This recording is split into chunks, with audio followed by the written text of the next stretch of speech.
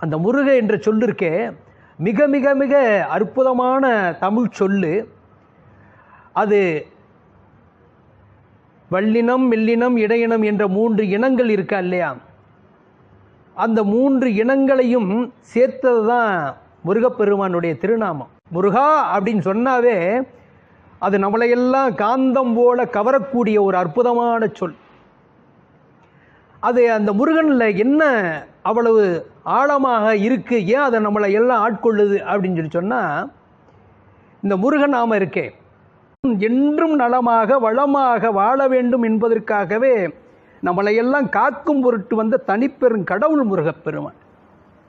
அவனை போல ஒரு கருணை கடல் இந்த உலகத்தில் பார்க்கவே முடியாது. அன்பு உங்கள் அனைவருக்கும் அடியேன் நாதவனுடைய வணக்கங்களை உரித்தாக்கி கொண்டு, முருகன் நாமத்துக்கு அவ்வளவு வலிமைகள் இருக்குது. அந்த வலிமைக்கு ஈடாக ஒரு மந்திரம், மகா மந்திரம் கிடையாது. இப்போ வேதத்தில் ஓம் சரவணபவ, ஓம் சரவணபவ, ஓம் சரவணபவ நம்ம சொல்கிறோம்.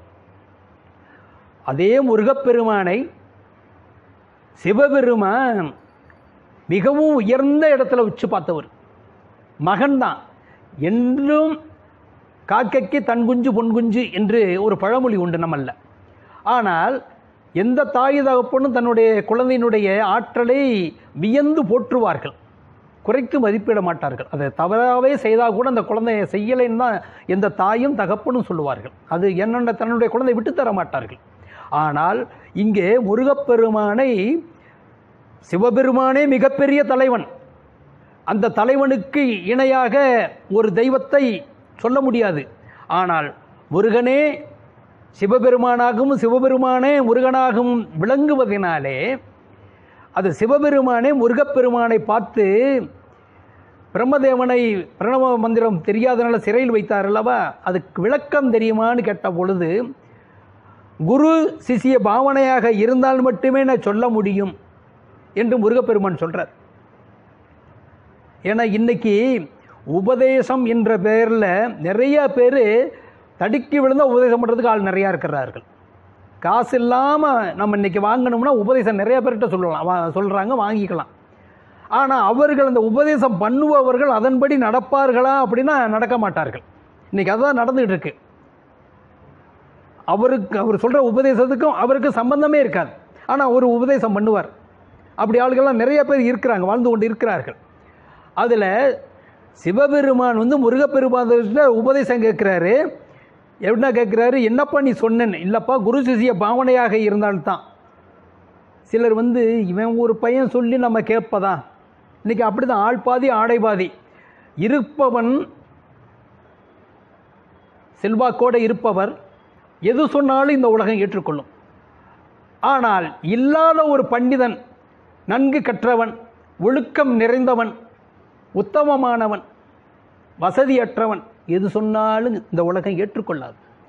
ஆனால் முருகப்பெருமான் அப்பாட்ட சொல்கிறார், குரு சிசிய பாவனையாக இருந்தால் நான் உங்களுக்கு உபதேசம் சொல்கிறேன்றார். அப்படிப்பட்ட சிவபெருமான் மகனுடைய உபதேசத்தை கேட்பதற்காக என்ன பண்ணார்? அவரே தலைவனுக்கெல்லாம் தலைவனாக விளங்குகின்ற பெருமான் நாதா குமரா நம என்று அரணார் என்று அருணகிரி பெருமான் கந்தர் அனுபூதியில் சொல்றார். சிவபெருமான் என்ன பண்ணாராம்? முருகப்பெருமானை குருவாக பார்க்கிற தலைவனாக பார்த்தார், பெருந்தலைவனாக பார்த்தார். எல்லாம் கற்றறிந்த ஒரு முதல்வனாக பார்த்து நாதா குமரா நம என்று இப்படி வச்சு குனிந்து கேட்டாராம். அப்போ முருகப்பெருமானுடைய மகா மந்திரம் என்ன தெரியுங்களா? ஓம் குமரேசாய நம என்று சொன்னாலே போதுமா, அந்த எம்பெருமான் ஏன்னா என்றும் இளமையானவன், இளம்பூரணன் முருகப்பெருமான். குமரன் என்றாலே இளமை உடையவன், சிறுவன் என்றும் சொல்லலாம், இளமையோடு இருப்பவன் என்றும் சொல்லலாம். அவனுக்கு எம்பெருமானுக்கு இளம்பூரணன் என்ற ஒரு நல்ல ஒரு பெயரும் உண்டு.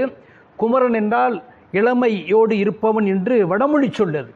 ஆனால் அங்கே இளம்பூரணன் என்று சொல்வதற்கு பதிலாக நாதா குமரா நம என்று அரணார். நமன்னு இந்த மந்திரத்தை நீங்கள் சொல்லி பாருங்கள். முருகப்பெருமானுடைய அருள் பரிபூர்ணமாக நமக்கு கிடைக்கும் என்பது உண்மை. ஆக இந்த உலகத்தில் முருகப்பெருமானை ஒரு நாள் அல்ல, காலகாலமாக பேசிக்கொண்டே இருக்கலாம். அதை கேட்பதற்கு நமக்கு செவிகள் வேண்டும், சொல்வதற்கு நாங்களெல்லாம் இருந்தால் அதை கேட்பதற்கு ஆட்கள் வேண்டும். இன்றைக்கி அது குறைவு. ஊடகம் என்ற ஒன்று உள்ளே வந்ததுக்கு பின்னாடி அது வீட்டுக்குள்ளே டிவியாக வந்தது, டெலிவிஷனாக வந்தது, இன்று பாக்கெட்டுக்குள்ளே செல்ஃபோனாக வந்துருச்சு. இன்றைக்கி அதை தடவுறதுக்கு நேரம் இருக்குது, மற்றதை தடவுவதற்கு நேரம் இல்லை, வணங்குவதற்கு கூட நேரம் இல்லை. அப்பா யார் அம்மா யாருன்னு கூட இல்லை, அப்பாவை அம்மாவையும் ஃபோனில் கேட்டுக்கிற மாதிரி இருக்குது. இன்றைக்கி அதுதான் நடந்துக்கிட்டு இருக்கு. எல்லா நல்லது கெட்டதையும் அது வழியாகவே நம்ம பயன்படுத்தி கொண்டிருக்கிறோம். ஆக இறைவனை ஒருவர் பாடுறார், பணக்கை மும்மதம் வேளம் உரித்தவன் நினைப்பவர் மனம் கோகிலாய் கொண்டவன் அனைத்தும் வேடமாம். இன்னைக்கு எல்லாம் வேடமாகத்தான் இருக்கு, அனைத்தும் வேடமாம். அம்பல கூத்தனை திணைத்தனை பொழுதும் மறவாது உய்வனே அப்படின்னு ஒரு பாடல் இருக்கு. ஆக திணை அளவேனும் இறைவனை நினைத்தால் பனை அளவு நமக்கு அவனுடைய கருணை அருள் வந்து சேரும். முருகப்பெருமானை ஒரு நேரம் ஒரு இமை அப்படி முருகா அப்படின்னு நினச்சாவே போதும்.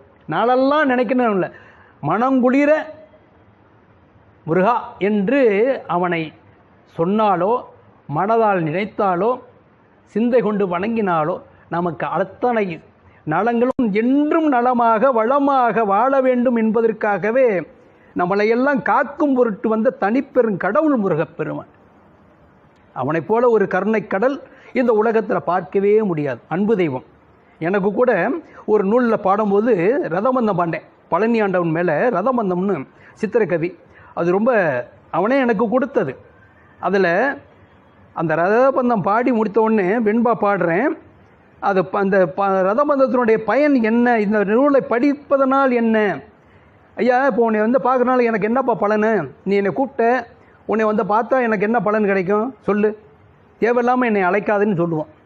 அப்போ ஒரு காரணம் இல்லாமல் இன்னொரு காரியம் இல்லை. ஒரு காரியத்துக்கு ஒருத்தரை கூப்பிட்டா அதனால் என்ன எனக்கு என்ன இருக்குன்னு தான் சிலர் கேட்பாங்க. அப்போ நான் இந்த நூலை எழுதியிருக்கேன் அப்படின்னா அது நான் எழுதலை, அவன் கூட தான் எழுதியிருக்கேன். அதை வந்து படிப்பதனால என்ன பயன். ஒரு அன்பர் கேட்டார், ஒரு நூல் வெளியிடுவதற்காக ஒரு உதவி கேட்டு போனேன், ஐயா அந்த நூலை வெளியிடணும், அதுக்கு எனக்கு உதவி பண்ணுங்கன்னு போய் கேட்டேன். தெரிந்த முகம்தான். அந்த பெரியவர் என்ன பண்ணார், வாங்கினார். அப்படியா ஒரு பக்தி நூல் எழுதியிருக்கீங்க நிறையிட்டு, சரி இந்த புஸ்தகத்துக்கு நான் பணம் கொடுக்கறனால எனக்கு என்ன பலன் அப்படின்னு கேட்டார். நான் பக்கத்தில் திரும்பி பார்த்தேன், அவர் பக்கத்தில் அவருடைய வயதுக்கு குமுதம் இருந்தது, குமுதம் பத்திரிக்கை. ஐயா இந்த புஸ்தகத்தை படிக்கிறனால உங்களுக்கு என்னையா காசு கொடுத்து தானே வாங்கினீங்கன்னு. ஆமாம் அப்படின்னு. சும்மா யார் எவன் தருவான்னார். காசு கொடுத்து வாங்கினேன். ரைட்டு வாங்கினீங்க அப்படின்னோடனே சரி இந்த புஸ்தகத்தினால உங்களுக்கு என்னையா 4 விஷயம் தெரிஞ்சுக்கிறேன் அப்படின்னு. அது மாதிரி தான் இறைவனை பற்றி பாடின அந்த நூலில் 4 விஷயங்கள் இருக்குது. ஒருவேளை மற்றவர்கள் சொல்லாது எனக்கு எட்டி என்னுடைய நாவலேருந்து வந்திருக்கலாம் இல்லையா, இறைவன் கொடுத்துருக்கலாம் இல்லையா, அதுக்கு தான் ஏன் அப்படின்னு. அவர் கொடுத்த தொகை என்ன தெரியுமா, ஒரு 50 ரூபா தான். ஆனால் அதற்கு அவர் அவ்வளோ விளக்கம் கேட்டார். அதுபோல் ஒரு நூலை எழுதினால் அதுக்கு என்ன பலன் என்று மற்றவர்கள் கேட்கக்கூடும். இதனால் என்ன, இதில் என்ன சொல்ல வந்திருக்கீங்க, அன்னையின் அன்பு மிகு, அப்பனில் ஆற்றல் மிகு, எண்ணில் பேர் இன்பமிகு என் அப்பன் பழனி ஆண்டவன் மேல் செய்த எழுகூற்று இருக்கைதனை உண்ணுவார் வாழ்வு உயர்ந்து என்று எழுதியிருக்கும்.